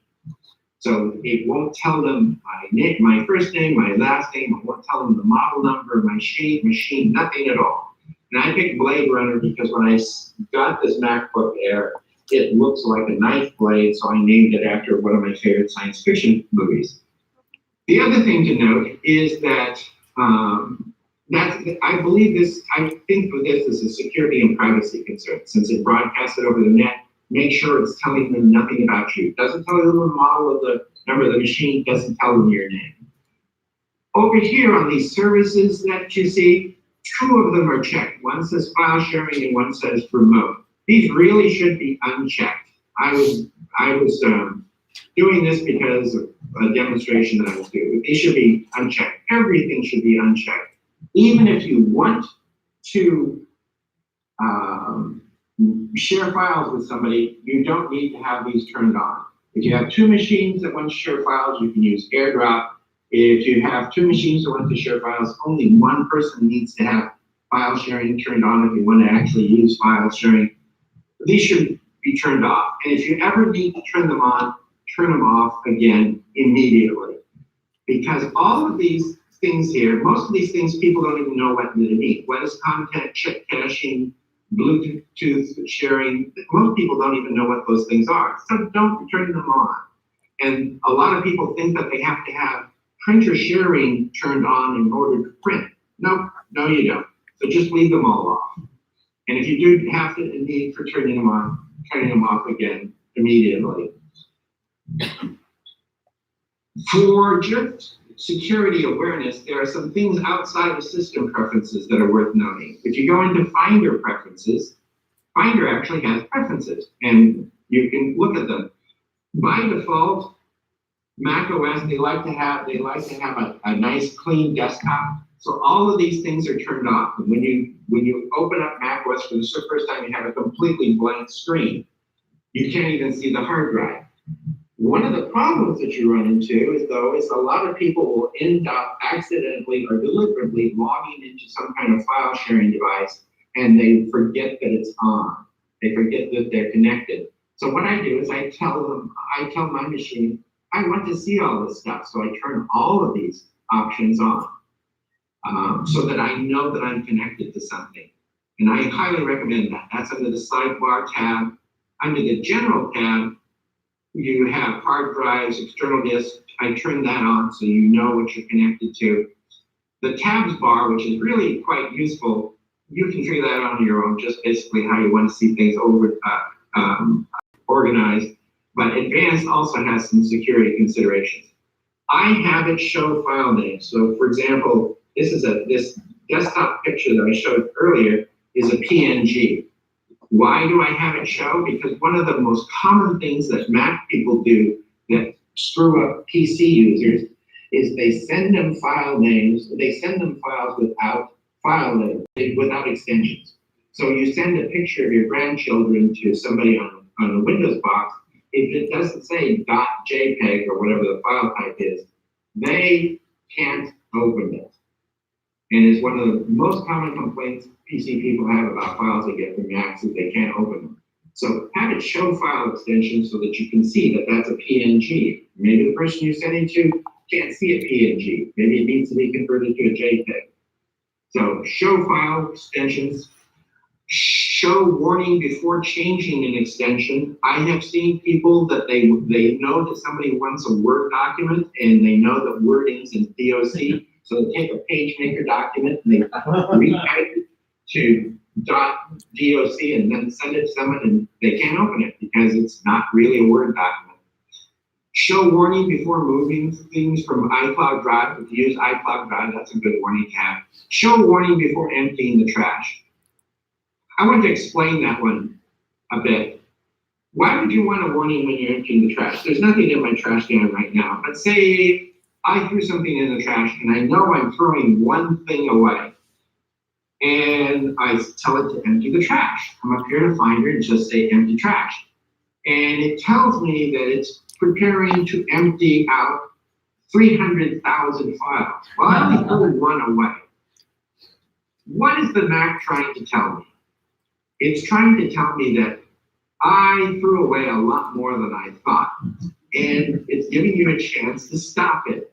So show a warning before emptying the trash. Really good idea. This one where it says remove items from the trash after 30 days, unless you're really untidy, you don't need to check that one. I'm obsessive about emptying the trash, but a lot of people aren't. Getting back to the preferences again, some other things to note. On the networks, One of the things that I've noticed, I've noticed that not so much on the Mac, unless you carry a Mac laptop around, you probably won't have this as an issue. But I noticed on my iPhone recently, Kathleen bought me a new iPhone.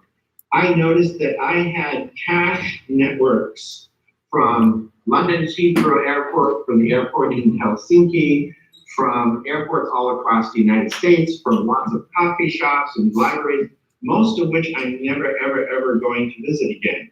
So I went through and got rid of them. Because among other things, having those cache network credentials means that somebody could set up a fake network that looks like, say, Travelodge. And your machine knows that it can log into Travelodge and it'll automatically log into this person's network and you don't even know about it. With laptops, it's less of a problem, but with iPhones and iPads, it's definitely something you want to worry about. And how do you take care of that under Wi-Fi? If you click on Advanced, among other things, it'll show all the networks that you've logged into. So this one at the top is the local library. Sunland is the neighborhood that I live in. Palouse is my own network, and Real McCoy is my niece's network. Something to note about your own network. If your own home network, my neighbors, actually, I can show you that easily enough. You should not name your home network after your last name, your first name, or your address. And I'm going to show you something. This is the Wi-Fi here. I know that the people at 51 Mendel, which is right next to me, I know that they have a Wi-Fi. They really shouldn't tell people that. I know that some people out there have Netgear. Somebody has Wave. Wave is a local broadband company. Somebody has a Wi-Fi connected light bulb. That's what this Wemo Insight is. You really shouldn't be telling people that. So go through and if you can change the network name for your own home, make sure it's not your address, make sure it's not the name of your ISP, make sure it's not your last name. And Palouse happens to be a region in Washington State. So saying Palouse doesn't say anything about me other than I don't like to tell people what my network name is. Oh, Lawrence? Yeah, one suggestion I would make, and usually I don't come up with these. I think this must be something you said a number of years ago. When I set up a new Wi-Fi in my house, I look at a book nearby and I name the Wi-Fi a phrase from the book title. And it helps because it's memorable to me, but just as Lawrence was saying, it doesn't give away anything about location. Yeah, the exact technique that you use doesn't make it. You can use any technique if you want, but it should not say anything about you. Because if your Wi-Fi network identifies your address, it means that somebody going down the street can look at the address on your house and say, oh, that person not only I can see their house, but I also know they have computer equipment. They probably got streaming TV and a bunch of other things worth robbing. So just don't tell anybody about you at all. And a random phrase or a geographical location that's not local, Palouse is 400 miles from here. That's a useful privacy and security measure that you can take. Another thing that I noticed that by accident, I was working with someone's machine, and someone else had set up a new partition on their machine because they were trying to steal their credentials. They had somebody who was working for a lawyer. They set up a new partition on their machine. So when they booted, they weren't booting it off the regular partition. They were booting off a separate partition. How do you know what you're doing? Well, if you click on Startup, it should show what partition you're booting from. In this case, there's only one boot partition, and it's the one that I want. If there's a partition here that you're not aware of, you should probably be concerned. That's kind of an obscure thing to worry about, but having seen it once recently, it definitely alarmed me. Another thing that I recommend, and a lot of people will resist this, but I recommend that you set your machine so that it uses 24-hour clock. This particular user doesn't have that. Well, that's a shame on them. But if you have a 24-hour clock and you do that in date and time, no, you don't do that anymore. You do that in international. There's an option here to have a 24-hour clock. Why would you want to use a 24-hour clock? And the reason is, if you're looking at log files, it's really nice to know that the bad event happened at the bad event that happened at 8:43 is 8:43 a.m. and not 8:43 p.m. It just makes reading computer files much easier if you use a 24-hour clock. By the way, the United States is one of only 2 countries in the world that does not normally use a 24-hour clock. Everybody else does. Another thing that I would highly recommend is that you have your machine automatically keep your Mac up to date. And by show of hands, how many of you have Mac OS set to automatically do system updates? Not enough of you. The reason why I recommend that you automatically do system updates is that if you don't automatically do system updates, there's a good chance they won't get done at all. Most machine compromises are, they said that there was a system update, and somebody said that they were too busy to do the system update, and it wasn't done, ever. The worst example I ever saw was one at work where, I'm going to stop screen sharing. Worst example I ever saw was, and why, I can see you, can you see me? No. Yeah. No, well, I told it to stop screen sharing, and it didn't pay attention to me. We can't see you, but we can see your initials. Yeah, but it's being stubborn. So the web Skype is better for some things and not as good for other things. What can I say? It's Microsoft. Yeah. It is true that Skype was bulletproof until it was taken over by Microsoft, and now it's a bit more flaky. I think maybe they're trying to add too many features, but anyway. Okay, are you seeing me or my screen again? No. No, we see LC, that's it. Well, Phooey.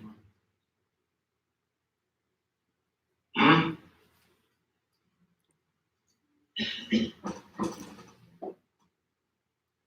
So much for, okay, let's try this. Nope. Do you see me now? There we go.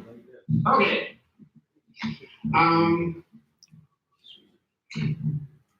Just to make life interesting, most of what I've talked about, plus a lot of other things, I wrote 2 articles that are on the Pi site now. If you go to the opening page of the Pi site and scroll down to where it says journal area, there are 2 articles there that talk about how to secure Catalina and also how to install Catalina. One of the things that I've been really unhappy about is people will ask for help installing Mac operating systems, and I noticed they haven't done any homework. This one woman had 11,000 messages in her junk mail folder, and she was going to upgrade her machine. Do you really want your Mac to spend hours indexing junk mail? And the answer is, no, you don't. So delete all your junk mail, empty out the trash in your mail, empty out the trash on your Mac, get rid of programs that you don't need anymore. You should do some house cleaning before you do an upgrade. So I have an article on how to upgrade your Mac to Catalina, and then a much longer article on how to secure Catalina to make life more secure for you. Out of the box, Catalina is amazingly secure, but there are some steps that you can take to make it more secure. And do we have any questions? One thing before I get to that. Jonathan wanted me to talk about iCloud. A couple things to note about iCloud. If you, and I'll go back to screen sharing now that I figured out how to change it. Let's go back to screen sharing. If you look at iCloud and what it does, iCloud, internet, iCloud. iCloud offers a lot of services. iCloud Drive, photos, mail, contacts, whole bunch of things. There's no particular reason why you can't turn all of these on, including Keychain. I don't want to turn on Keychain for this person because this is a really fictitious person. It's a real iCloud account, but people can have any other things out there, so I don't care. There's no reason not to turn on everything except possibly photos and iCloud Drive. If you look down here at the bottom at this bar, this tells you how much space is being used. 30 megs is being used by documents, 28.5 is being used by photos, which is really incredible because this is a fictitious person who's got 28 megs worth of photos. And 15 megs is used by mail. And yes, he really does have a mail account with real mail in it because I use demonstrations of how to sort mail. So he's got real mail. You want to have mail because why not? You want to have contacts so you can share it between your Mac and your iPhone and your iPad and all that. You want to have calendars, reminders. The other thing is that contacts, calendars, reminders take up next to no space on iCloud. Safari, why would you want to share Safari on iCloud? There are two reasons. One, what it shares, among other things, is your bookmarks. And sharing bookmarks is really important. So if you happen to have on your desktop, you happen to have a Pi site bookmark, this way, when you go to your iPhone or your iPad, the bookmark for the Pi site is already there. The other thing that it does is it shares your reading list. And if you've never used the reading list, it's really quite useful. I'm going to go to Washington Post, and I'm in the Washington Post, and I want to read, let's scroll down someplace. I want to read this article on Star Trek. I have no idea what the article is. If I come up here to the location bar at the very top, this little plus sign appears, and if I press this plus sign, it adds it to my reading list. And the reading list are articles that I want to read but I haven't read yet. So it's just a good way of keeping track of things. So that's one nice thing. The other thing that we're showing here, if you look on the Washington Post, it's got a whole bunch of images and ads and so on and so forth. Up at the top are these parallel lines, horizontal parallel lines. If you press that, it gets rid of all that. So if you've never used this before, it's really, really, really handy. They call it a reader, but it just gets rid of all of that so you can focus on the article and not everything else. So I just wanted to, it has nothing to do with what I'm talking about, but I did want to mention that.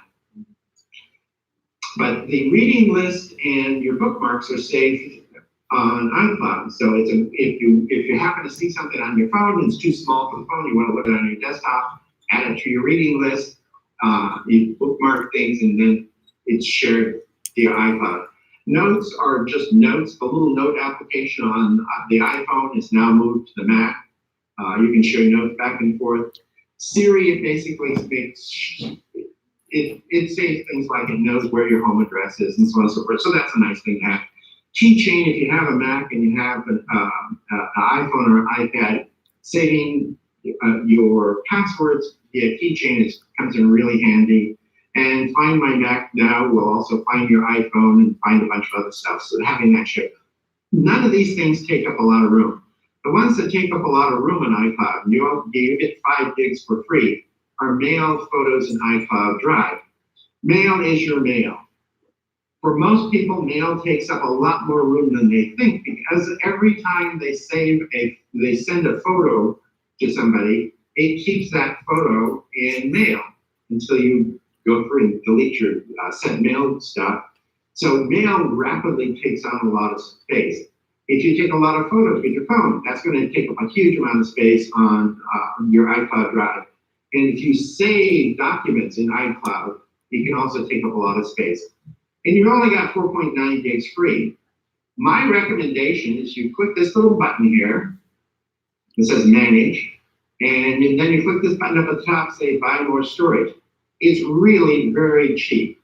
You can get 2 terabytes a month for $10. So that's $120 a year, and you get 2 terabytes. Kathleen and I, we have a family plan in which we share 2 terabytes. And this came up recently because she was upgrading her phone and she had like 128 gigs worth of information on her phone. So in order to upgrade her phone, we upgraded everything to 2 terabytes. It's a shared plan that we both use. So it's not her 2 terabytes and my 2 terabytes. It's 2 terabytes between the two of them. We uploaded her entire phone to iCloud. And then when she got a new phone, we downloaded everything again, and it worked perfectly. So one thing to do, instead of trying to obsess over the fact that you only have 5 gigs, don't have 5 gigs, go out there and get some more. Because it doesn't hurt anything. And how do I get back to showing myself again? Oh, I can push this button. So Lawrence, you were also going to talk about iCloud encryption? Oh yes, the other nice thing, I got distracted by the storage. Using iCloud is a really great idea, simply because it meshes so seamlessly between your iPhone, your iPad, and your desktop and your laptop. It just does a phenomenal job. The other nice thing about iCloud is it's also encrypted. So as you send things up there, the transmission itself is encrypted, and once it's sitting at rest, it's also encrypted. When you hear stories about people having their iCloud accounts hacked, these are mostly celebrities, and what happened is they used a username of their cat, and they used the password of their other cat, and someone guessed it and hacked their account. I had a friend who did forensic work for a large firm that I won't mention. She looked at something like 300 celebrity hacks, and of those 300 celebrity hacks, all but 2 could have been done by just people reading their Wikipedia pages. On their Wikipedia, the most clever one, which is also true of a Pi member once upon a time, he came to the Pi office when we still had an office in Bethesda. He came to the Pi office and challenged me to hack his account, his TCS account. I walked out into the parking lot, took a look at his car, came back in, and broke into his account. And that's because this particular person, who was a physician and who thought he was extremely clever, had a personalized license plate. And I used his personalized license plate as a password, and that got me in. So that you want your password to be secure, and if your password is secure, and by secure it should be 15 characters or longer, and it should not be something that somebody can guess about you. If your iCloud password has a secure password, it's a reasonably secure password, it's already encrypted, and the transmission from your machine to iCloud is encrypted, and once it's sitting at rest, it is encrypted. So it's really quite secure.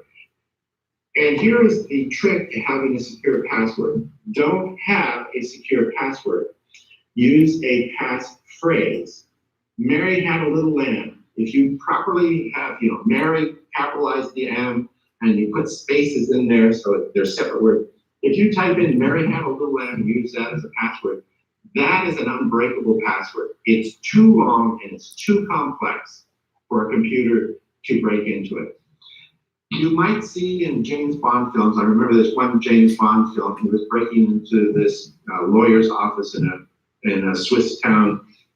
He stuck this electronic device on the safe, and it got the first digit, and then it got the second digit, and then it got the third digit, and so on and so forth, and it broke into the safe. And I've seen other shows that say that computer passwords are like that as well. If he gets the first character, then he gets the second character, then he gets the third character, doesn't work that way. The password or the passphrase that you put in is tokenized. It turns into a really big number, and it transmits that number. It doesn't transmit the password itself. So it transmits garbage. And so if you have a long passphrase, it just is a more complex number, and it's much harder to break into. And if it's 15 characters or more, right now with current technology, it's going to take about 15 to 20,000 years.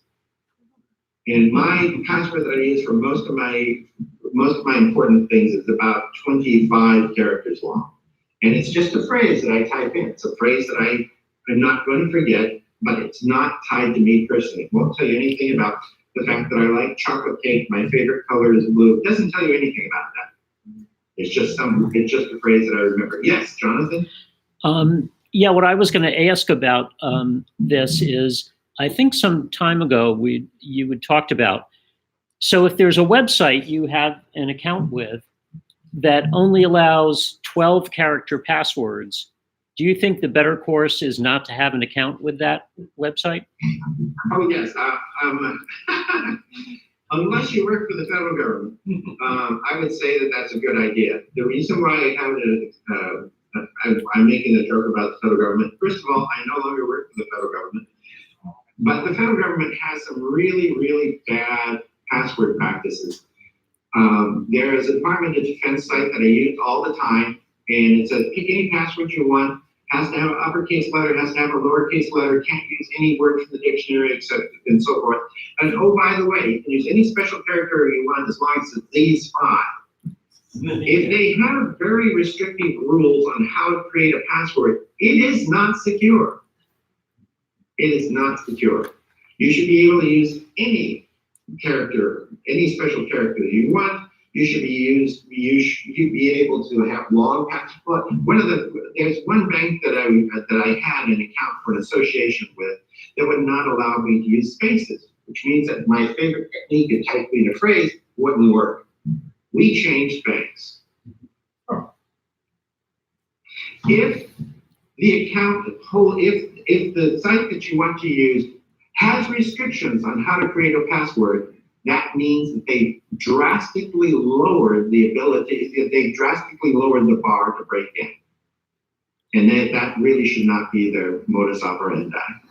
A follow-up question that comes from Raju remotely is he wants to know about Java. Is it worth the effort to maintain it if it's already installed, or should we just not use anything that uses Java as an adjunct? Java is kind of a complicated question because there are actually 2 parts to Java. There's the server version of Java that people use to build websites. Apple uses Java, Microsoft uses Java, pretty much everybody uses Java. I think everybody except possibly Amazon, because Amazon and Sun Microcomputer owns it, not Sun Microcomputer. Oracle now owns Java. Java was developed by Sun Microcomputer. Oracle purchased Sun, so now they own Java. And it's supposed to be in the public domain, but in spite of the fact that it's in the public domain, Amazon and Oracle have been suing each other about Java for years and years and years. But that's the server component. Part of the TCS at one point was built in Java. The other part of Java is the part that runs on your machine, which is called Java Runtime. The vulnerability that most people will worry about is the Java Runtime package that was on their machine wasn't being kept up to date. So when you're talking about Java, you need to distinguish about what you're talking about. You're talking about the Java that is on your machine.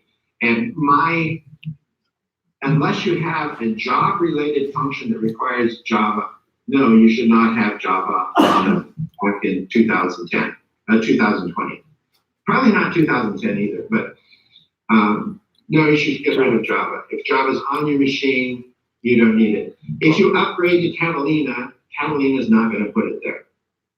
I think Bruce has a follow-up to that. What was that Flash thing that somebody had a message about Flash not being installed? No, that was different. I think the iCloud encryption that we wanted you to talk about was with the current dispute about Apple iCloud information being given to the federal government for investigations.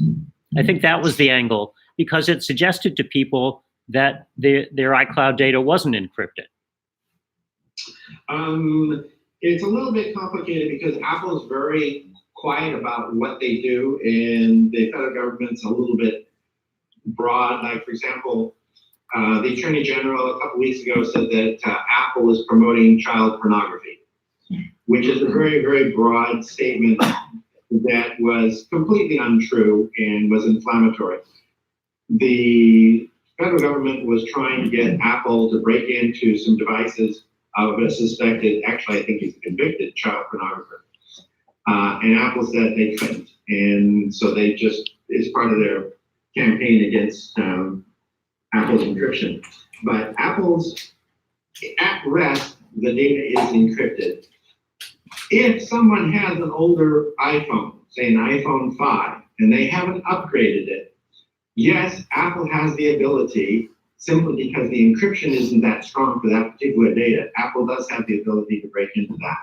But there is no evidence that Apple has a master key that will allow them into iCloud. When I say no evidence, maybe it's a possibility, but I'm not aware of it. The reason why Apple is so tight with this information, if you think of encryption as being the ocean, and you think of your iPhone as being a boat, what value is there in deliberately putting a hole in the boat that people can break into the boat?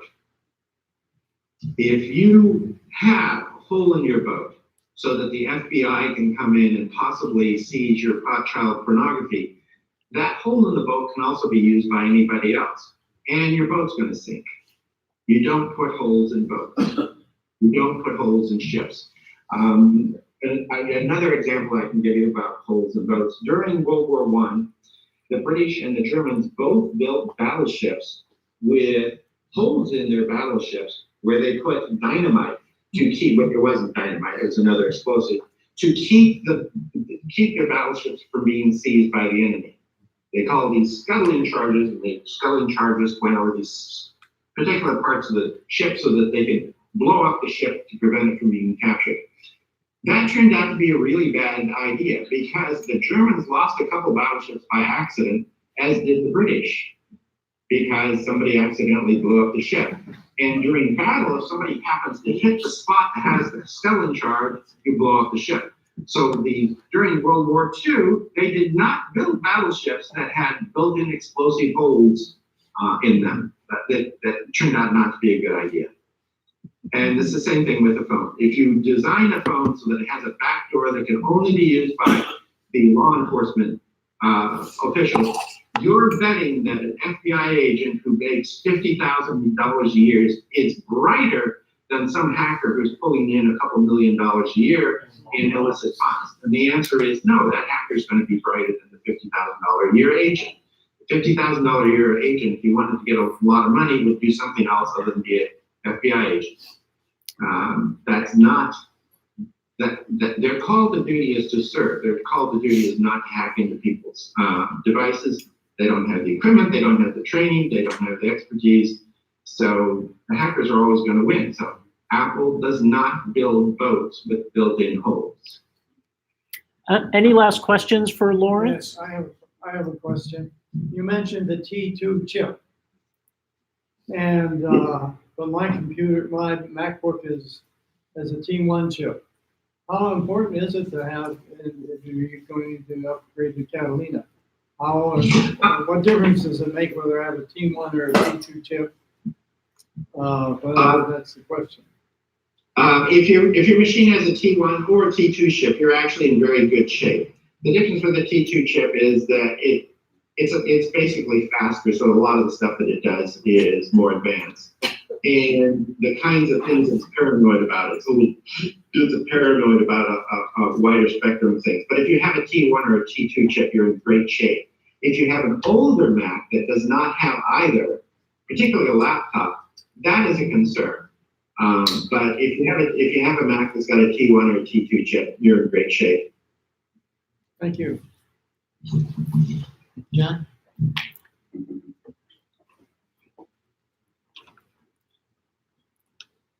Yeah, Gabe has a question. Just a suggestion, in addition to what you said about Wi-Fi network names, one, I don't think you mentioned, don't broadcast the SSID so that people won't see it. And the other point is that you can also create a passphrase for your Wi-Fi network. So I have a very long, complicated, tedious passphrase for my Wi-Fi network at home, which is a nuisance when I have to introduce a new device like a Roku, where I'm typing with a keyboard on screen, or when I have to give it to someone else that I want to allow onto my guest network.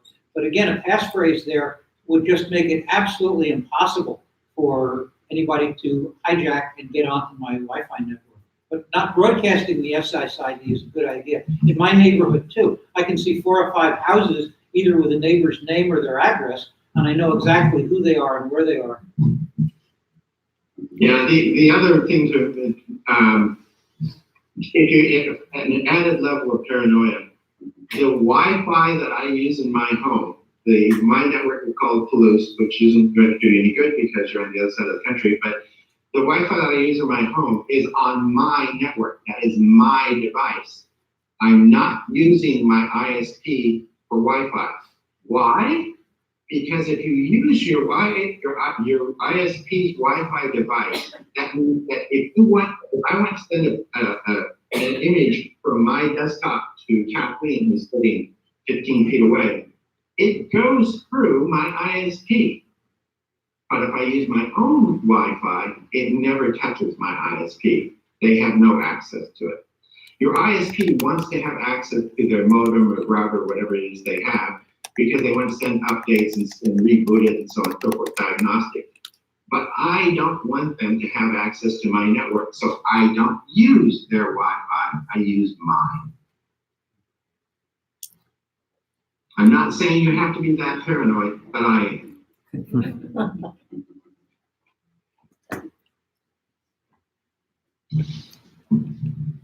Lawrence, I wanted to thank you for putting those 2 articles on the Pi website. So everyone, on the homepage of Washington Apple Pi, scroll down to the Pi Journal, and you'll see these 2 new articles that Lawrence posted there. Thanks, Lawrence. Yeah, I spent all night writing them. Any other questions? I wrote them a couple weeks ago. Yeah, any other questions for Lawrence? Lawrence, thank you so, so much. This was wonderful.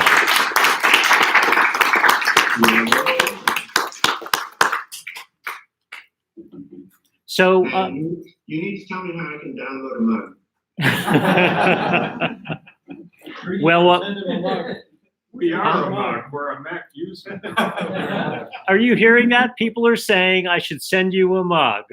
You should send it. Okay, this will be done. Glad to see all of you. All right. Yeah. Goodbye. Thanks, Lawrence. Enjoy your time up there, your retirement or whatever. Oh yeah, I am definitely retired. Best to Kathleen, Lawrence. I shall tell her. She's waving. Okay, take care. Bye-bye. Bye-bye. All right. Where is it on Ivan's journal? Where is his article? It doesn't say.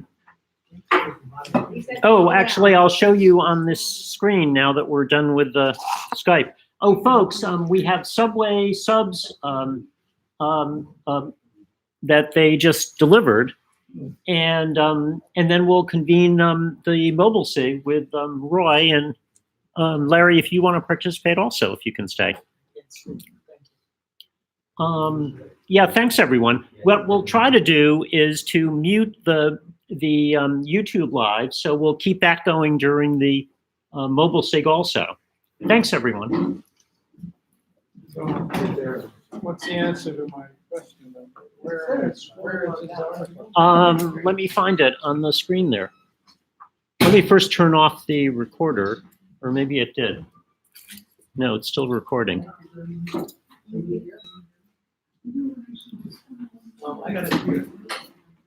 Yes. Did I understand? You said, Use your ISP Wi-Fi. do